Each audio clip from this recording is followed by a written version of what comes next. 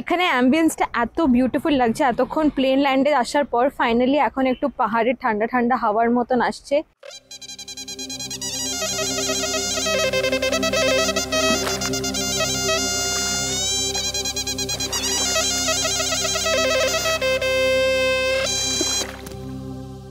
আমাদের Arunachal trip start হলো, তুমি বলো পর কি কি স্টোরি আছে, কি কি দেখতে পাবো আমরা এরপর? অনেক কিছু আছে, সব ক্রমশ প্রকাশ্য।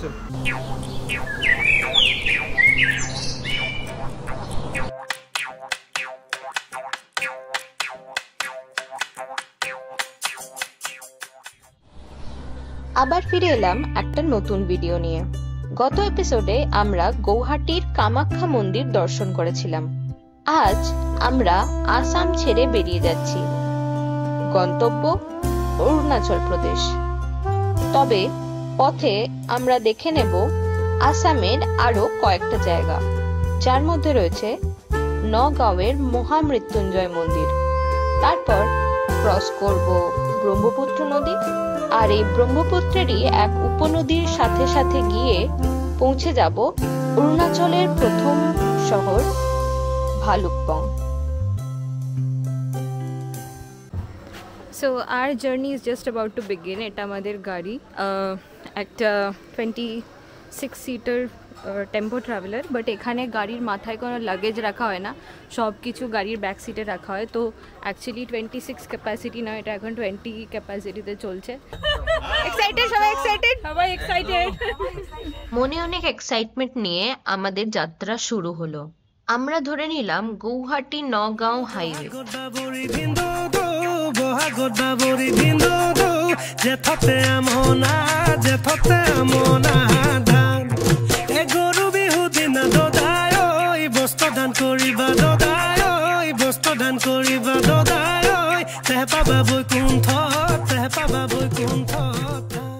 কি করতে চলেছি আমরা? এখান থেকে বেরিয়েছি, ভালুকপং যাব 250-42 কিলোমিটার রাস্তা। রাস্তায় মৃত্যুঞ্জয় টেম্পল দেখবো, আর একটা নদীর সঙ্গম কোলিয়া ভ্রমণে ব্রিজ ক্রস করব। আচ্ছা, ব্রিজ ক্রস করবো, এই দেখবো। তারপরে হোটেলে আজকে, তারপরে কালকে ওখান থেকে দিরাং যাবো। মোটামুটি আজকে একটাই মেন সাইট সিন হচ্ছে মৃত্যুঞ্জয় টেম্পল। সো এখন আমরা অন দ্য ওয়ে দাঁড়িয়েছি একটা জায়গায়, এখানে just for a tea break, কারণ আমাদের একটা গাড়ি এখনো পিছিয়ে রয়েছে। But just look at the ambience this side, পুরো দুদিকে জঙ্গল, তার মাঝখানে ছোট্ট একটা ধাবাও বলা যায় না, একটা ছোট টি শপ, সেখানে আমরা দাঁড়িয়েছি। তবে এখন চা খাচ্ছে, এখানে চা পাওয়া যাচ্ছে সব। এখানে বেশিরভাগ জিনিস কিন্তু বাঁশের তৈরি। আমরা একটু পরে যাবো মৃত্যুঞ্জয় টেম্পল, সেখানেই লাঞ্চ সেরে আমরা আবার আজকে গন্তব্য ভালুকপং। দেখা যাক, রাস্তার সৌন্দর্য উপভোগ করুন। আপনারাও বৃষ্টির সাথে থাকবেন সব সময়। ও খুব সুন্দর, খুবই সুন্দর ব্লগ বানায়, ওর সাথে থাকবেন, ওর ব্লগগুলো ফলো করবেন। ওর চ্যানেলটাতে নতুন হলে আপনি সাবস্ক্রাইব অবশ্যই করে দেবেন, আর বেল বাটনটাতে ক্লিক করতে একদম ভুলবেন না কিন্তু। তাড়াতাড়ি চায়ের পর্ব মিটিয়ে এবার আমরা রওনা দিলাম নগাঁওয়ের উদ্দেশ্যে। এখন আমি রয়েছি নগাঁও বলে আসামের একটা গ্রামে, আর এখানে আসার একটাই রিজন, সেটা হচ্ছে যে এখানে মহামৃত্যুঞ্জয় টেম্পল বলে একটা টেম্পল আছে, যেটা হলো দুনিয়ার সব থেকে বড় শিবলিঙ্গ শেপে এই মন্দিরটা।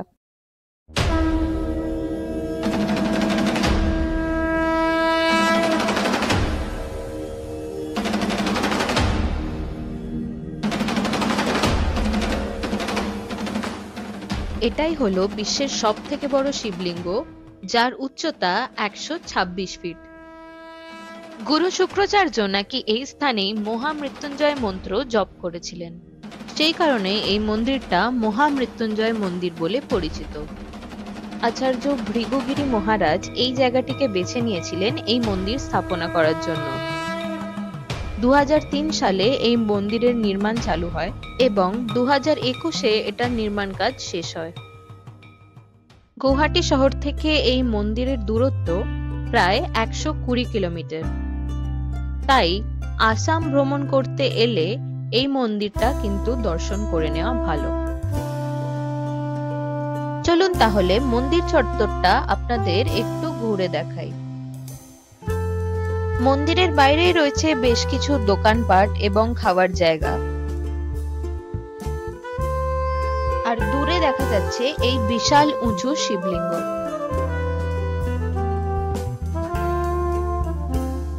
মন্দিরের প্রবেশপথের দুপাশে কিছুটা জল দেখা যাচ্ছে, আর এই জলের মধ্যেই আমরা দেখতে পেলাম কচ্ছপ।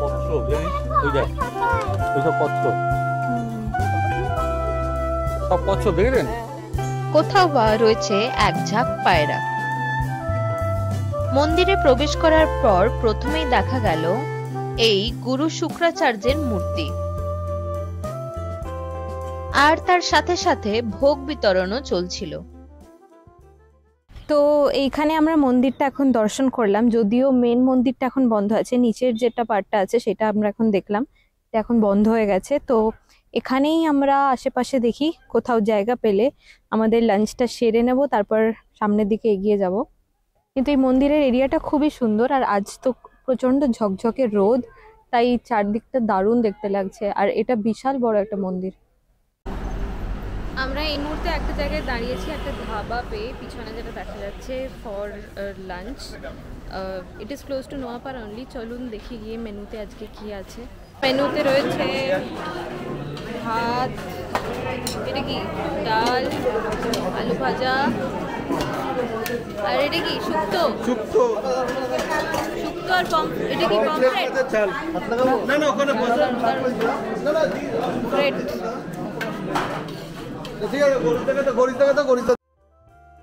লাঞ্চ সেরেই আমরা আবার রওনা হলাম ভালুকপং এর উদ্দেশ্যে। একটু আগেই ডান দিক দিয়ে একটা রাস্তা বেরিয়ে গেল যেটা চলে যাচ্ছে কাজিরাঙ্গার দিকে, আর এখন আমরা বাঁ দিকে বেঁকে এগিয়ে যাচ্ছি তেজপুরের দিকে। সামনে দেখা যাচ্ছে একটা টোল গেট, আর তার মানে আমরা এক্ষুনি ক্রস করতে চলেছি একটা ব্রিজ। এই ব্রিজের তলা দিয়েই বয়ে যায় ব্রহ্মপুত্র নদী।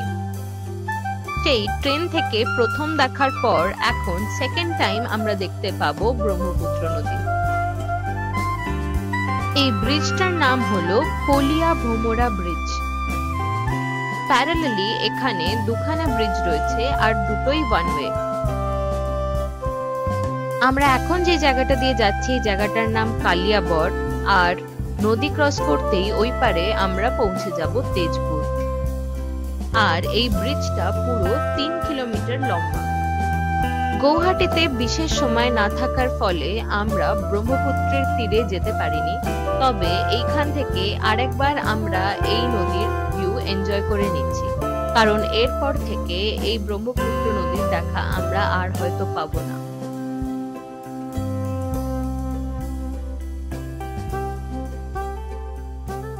সবাই ব্যস্ত এখন ব্রহ্মপুত্র নদী দেখছে জানলা দিয়ে দুদিকে। এখানে কেউ কেউ ফটোগ্রাফিও করছে। বাবাই ফটোগ্রাফি হলো? হ্যাঁ একদম বিরাট নদী, এদিকে এদিকে কি সুন্দর ছবিও উঠেছে অনেকগুলো, খুব ভালো ভালো। সত্যি মন ভরে গেল। এখানে আরেকটা আঙ্কেল আছে যেও ব্লগিং করে, সামনে গোপ্রো দেখা যাচ্ছে। ব্রিজ ক্রস করার পরই সবার আগে পৌঁছলাম তেজপুর।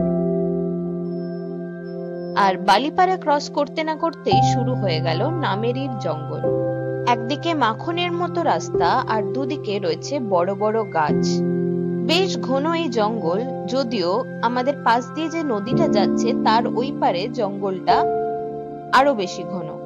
নদীর ওই পারেই রয়েছে নামেরি ন্যাশনাল পার্ক। বিকেল হয়ে এসছে, তাই সূর্যের রোদটা এখন পড়ে গেছে, আর আকাশেও কিছুটা কমলা রং দেখা দিয়েছে। রাস্তায় এক জায়গায় সাইনবোর্ডে দেখলাম লেখা রয়েছে নামেরি টাইগার রিজার্ভ, যদিও আমাদের ড্রাইভার বললেন যে এই পারে জেনারেলি টাইগার থাকে না, থাকলে কিছু জন্তু জানোয়ার নদীর ওই পারেই থাকে। এই পারে জন্তু জানোয়ার বলতে শুধু দেখতে পেলাম বাঁদর। জঙ্গলে সেরকম জন্তু জানোয়ার না থাকলেও জঙ্গলের মধ্যে একটা গা চমচমে ব্যাপার তো আছেই। এছাড়া আমাদের ড্রাইভার বললেন যে এখান দিয়ে নাকি কখনো কখনো হাতিও পারাপার করে, তাই চেষ্টা করবেন রাত হওয়ার আগে এই জঙ্গলটা ক্রস করে নিতে। জঙ্গল থেকে বেরিয়ে এবার দূরে দেখা গেল থাকে থাকে পাহাড়। শুধু সামনে নয়, চারদিক জুড়ে রয়েছে এই পাহাড়। আমরা আজকে যেই জায়গায় গিয়ে পৌঁছবো ভালুকপং, সেখানেও খুব একটা বড় পাহাড়ি জায়গা সেটা বলা যায় না, তবে ছোট ছোট পাহাড় তো চারিদিকে এখন থেকেই শুরু হয়ে গেল। তো এখন আমরা একটা এসে রাস্তার মাঝখানে হল্ট নিয়েছি নামেরি জঙ্গলটা ক্রস করার পরে এখন ফার্স্ট টাইম আমরা জিয়া ভরলি নদী, যেটা আর কি ব্রহ্মপুত্রের একটা ট্রিবিউটারি, সেটা ফার্স্ট টাইম সেই নদীটা দেখতে পেয়েছি। তাই জন্য পিছনে আমাদের গাড়িগুলো দাঁড়িয়েছে আর আমরাও নেমেছি, এখন সবাই যাচ্ছে নদীর দিকে। এই যে আমাদের গাড়ি দুটো এখানে পার্ক করা হয়েছে আর সবাই যাচ্ছে আস্তে আস্তে নদীর দিকে। একটু কাইন্ড অফ সন্ধে হয়ে আসছে, কিন্তু যেটুকু দেখা যায় তার মধ্যে এখানে অ্যাম্বিয়েন্সটা এত বিউটিফুল লাগছে। এতক্ষণ প্লেন ল্যান্ডে আসার পর ফাইনালি এখন একটু পাহাড়ের ঠান্ডা ঠান্ডা হাওয়ার মতন আসছে। আমরা নদীর পাড়ে দাঁড়িয়ে আছি, নদীতে এখন ভালোই জল আছে আর পিছনে স্রোতও আছে। আর নদীর ওই পাড়টা অ্যাকচুয়ালি জঙ্গল, যে নামেরি ন্যাশনাল পার্ক, যে মেন ন্যাশনাল পার্কটা যেখানে বাঘ দেখা যায়, সেটা অ্যাকচুয়ালি জঙ্গল, নদীর ওই পাড়ে। আমরা এই পাড়ে দাঁড়িয়ে আছি, বাট এখানে এত সুন্দর লাগছে চারদিকটা, সানসেট হয়েছে ফাইনালি। আমি ভেবেছিলাম যে আস্তে আস্তে অন্ধকার হয়ে যাবে, আজকে নদীটা দেখতেই পাবো না, বাট স্টিল কিছুক্ষণ, আমরা এখনো ভালুকপং পৌঁছতে কিছুটা টাইম আছে, but still before that we have halted here and just witness কত শান্ত অ্যান্ড পিসফুলি জায়গাটা। মাই গড, আর জলটা একদম ক্রিস্টাল ক্লিয়ার, তলা অবধি আমি ক্লিয়ারলি দেখতে পাচ্ছি এখানে কি কি আছে কি নেই। প্রচণ্ড পরিষ্কার জল। আমরা এখন নভেম্বর মান্থে এসেছি, তো এখানে আসার বিগেস্ট অ্যাডভান্টেজ ইজ এই ক্রিস্টাল ক্লিয়ার ওয়াটার। এখন দিনের আলোটা যদিও নেই, সকালবেলা এটা পুরো ব্লু, পিওর ব্লু কালারে দেখতে লাগে because of the clarity in water. আমি দেখাচ্ছি জলে একবার হাত দিয়ে।